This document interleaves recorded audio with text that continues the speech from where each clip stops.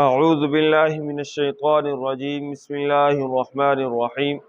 ان اللہ لا يستحيي ان يضرب مثلا ما بعوضة فما فوقها فأما الذين آمنوا فيعلمون أنه الحق من ربهم وأما الذين كفروا فيقولون ماذا أراد الله بهذا مثلا يضل به كثيرا ويهدي به كثيرا وما يضل به إلا الفاسقين۔ ان اللہ بے شک اللہ تعالی لا یستحیی نہیں شرماتا ان یضربا یہ کہ بیان کرے مثلا ما کوئی مثال بعوضۃ فما فوقها مچھر کی ہو یا اس سے بڑی، فاما الذین آمنوا پس بہرحال وہ لوگ جو ایمان لائے، فیعلمون پس وہ جانتے ہیں انہ الحق من ربہم کہ یہ مثال حق ہے ان کے رب کی طرف سے، وَأَمَّا الَّذِينَ كَفَرُوا اور بہرحال وہ لوگ جو کافر ہیں، فَيَقُولُونَ پس وہ کہتے ہیں مَاذَا أَرَادَ اللَّهُ بِهَذَا مَثَلًا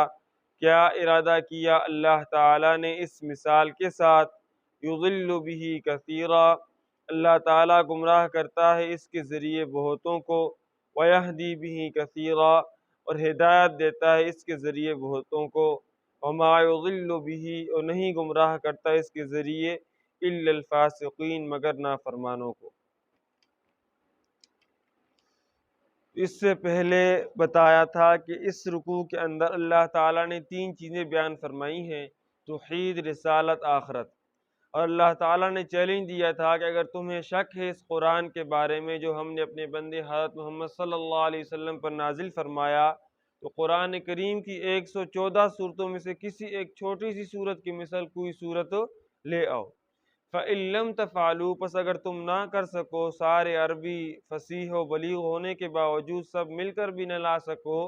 وَلَن تَفْعَلُوا اور تم ہرگز نہ لا سکو گے، تو بچو اس آگ سے جس کا ایندھن لوگ اور پتھر ہیں۔ مشرکین مقابلہ کرنے سے عاجز آ گئے، ان کا چیلنج، اللہ تعالیٰ کا چیلنج قبول نہ کر سکے۔ پھر دنیا کی عادت ہے کہ خاموش کوئی نہیں رہتا، جب ان سے کچھ نہ بن پڑا تو قرآن پاک پر اعتراض اور شوشے چھوڑنے شروع کر دیے، کہنے لگے تم قرآن کی بڑی تعریف کرتے ہو کہ یہ بڑی عظیم کتاب ہے اور یہ اللہ تعالیٰ کا کلام ہے، تو پھر اس میں مکھی، مچھر، مکڑی، کتے اور خنزیر کا ذکر کیوں آتا ہے؟ کیونکہ قرآن مجید کے اندر مختلف جگہوں پر، مختلف مقامات پر موقع محل کی مناسبت سے اللہ تعالیٰ نے ان چیزوں کا ذکر فرمایا ہے۔ مثال کے طور پر اللہ تعالیٰ نے حرام چیزوں کا ذکر کرتے ہوئے فرمایا ہے حرمت علیکم المیتۃ والدم ولحم الخنزیر، سورۃ المائدہ کی آیت نمبر 3 ہے، حرام کر دیا گیا تم پر مردار اور خون اور خنزیر کا گوشت، اور غیر اللہ کی بسی کو ذکر کرتے ہوئے سورۃ الحج کے اندر فرمایا یا ایہا الناس اے لوگو ضرب مثل ایک مثال بیان کی جاتی ہے، فاستمعوا لہ اس کو غور سے سنو، ان الذین تدعون من دون اللہ بے شک جس کو تم اللہ تعالیٰ کے سوا حاجت روا، مشکل کشا، فریاد رس سمجھ کر پکارتے ہو، لن یخلقوا ذبابا ولو اجتمعوا لہ وہ ہرگز نہیں بنا سکتے ایک مکھی اگرچہ سارے جمع ہو جائیں۔ اور اس طرح شرک کی تردید کرتے ہوئے 20ویں پارے کے آخر میں فرمایا مثل الذین مثال ان لوگوں کی اتخذوا من دون اللہ اولیاء جنہوں نے بنائے اللہ تعالیٰ کے سوا کارساز، کمثل العنکبوت مکڑی کی طرح ہے، اتخذت بیتا جس نے بنایا اپنا گھر، وَإِنَّ أَوْهَنَ الْبُيُوتِ لَبَيْتُ الْعَنكَبُوتِ اور بے شک تمام گھروں سے کمزور البتہ مکڑی کا گھر ہے۔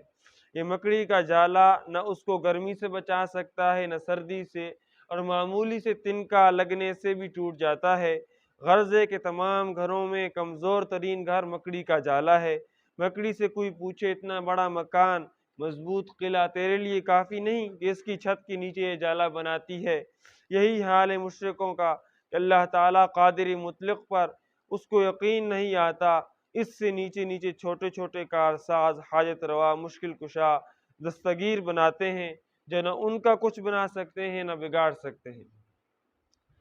پھر یہ جو مکڑی جالا بناتی ہے اس کا میٹیریل باہر سے نہیں لاتی، بلکہ اس کا جو میٹیریل ہے، سامان ہے گھر اس کا جالے کا، اس کے پیٹ کا لعاب ہے، اس کے اپنے پیٹ سے جو تھوک نکالتی ہے اسی تھوک سے ہی یہ اس کا مکان بنتا ہے۔ ایسے ہی مشرک کے پاس اپنے شرکی عقیدے پر خارج سے باہر سے کوئی دلیل نہیں ہوتی، نہ قرآن مجید سے، نہ سنت رسول سے، نہ اعمال صحابہ سے، نہ بزرگوں کے اقوال سے، بلکہ جو کچھ نکلتا ہے اندر سے ہی نکلتا ہے، اپنے پیٹ سے ہی وہ بولتے ہیں۔ کبرت کلمۃ تخرج من افواہہم، سورۃ الکہف کی آیت ہے، بڑی سخت بات ہے جو ان کے منہوں سے نکلتی ہے۔ ظالم مشرک اپنے شرک پر ساری دلیلیں اپنے پیٹ سے ہی نکالتا ہے۔ اسی طرح قرآن مجید کے اندر کتے کا بھی ذکر آتا ہے،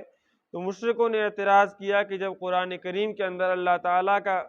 قرآن کریم اللہ تعالیٰ کا کلام ہے تو اس میں ان چیزوں کا ذکر کیوں آتا ہے؟ تو اللہ تعالیٰ اس کے جواب میں فرماتے ہیں، ان اللہ، بے شک اللہ تعالیٰ، لا یستحیی، نہیں شرماتا، ان یضرب، یہ کہ بیان کرے، مثلا ما، کوئی مثال جو تمہیں سمجھانے کے لیے، مثال سمجھانے کے لیے بیان کی جاتی ہے، بعوضۃ فما فوقها، فرض کرو مچھر کی ہو یا اس سے بڑی ہو، باریک ہونے میں اس سے بڑی ہو یا موٹا ہونے میں اس سے بڑی ہو۔ مثالیں تو سمجھانے کے لیے ہوتی ہیں۔ حضرت عیسیٰ علیہ السلام کے زمانے میں یہودیوں کے پیروں اور مولویوں نے دین کا نقشہ بگاڑ دیا تھا، جس طرح آج کل کے اہل بدعت نے صحیح دین اسلام کا نقشہ بگاڑ دیا۔ یہودی اس طرح کرتے تھے کہ چھوٹی باتوں کی طرف توجہ دیتے تھے لیکن بڑی باتوں کی پرواہ نہیں کرتے۔ حضرت عیسیٰ علیہ السلام نے ان کو سمجھانے کے لیے فرمایا کہ تم مچھروں کو چھانٹتے ہو اور اونٹوں کو نگلتے ہو، انہی چھوٹی باتوں کا خیال کرتے ہو لیکن بڑی باتوں کی طرف کوئی توجہ نہیں کرتے۔ فَأَمَّا الَّذِينَ آمَنُوا، بس بہرحال وہ لوگ جو ایمان لائے، فَيَعْلَمُونَ، پس وہ جانتے ہیں، أَنَّهُ الْحَقُّ مِنْ رَبِّهِمْ، کہ یہ مثالیں حق ہیں ان کی رب کی طرف سے، جو مثال اللہ رب العزت بیان فرماتے ہیں حق سچ ہے۔ وَأَمَّا الَّذِينَ كَفَرُوا، اور بہرحال وہ لوگ جو کافر ہیں، فَيَقُولُونَ، پس وہ کہتے ہیں، مَاذَا أَرَادَ اللَّهُ بِهَذَا مَثَلًا، کیا ارادہ کیا اللہ تعالیٰ نے اس مثال کے ساتھ، کہ کہیں مکڑی کا ذکر کیا کہیں مکھی کا، ان کے دماغ ٹیڑے تھے اس لیے اس طرح کے اعتراض کرتے۔ اللہ تعالیٰ فرماتے ہیں، یضل بہ کثیرا، اللہ تعالیٰ گمراہ کرتا ہے اس کے ذریعے بہتوں کو، جن کے دماغ صاف نہیں، ضدی ہیں، ماننے کے لیے تیار نہیں ہیں،